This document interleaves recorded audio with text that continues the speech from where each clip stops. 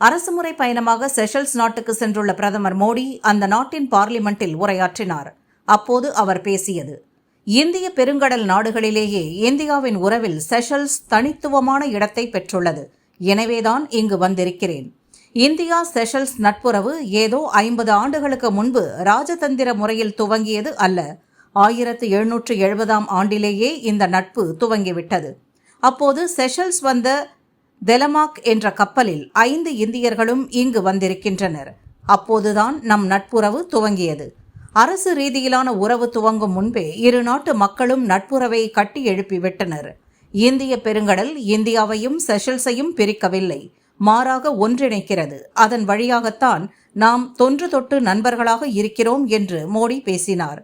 இந்திய பிரதமர் ஒருவர் செஷல்ஸ் நாட்டின் பார்லிமெண்டில் உரையாற்றுவது இதுவே முதல் முறை.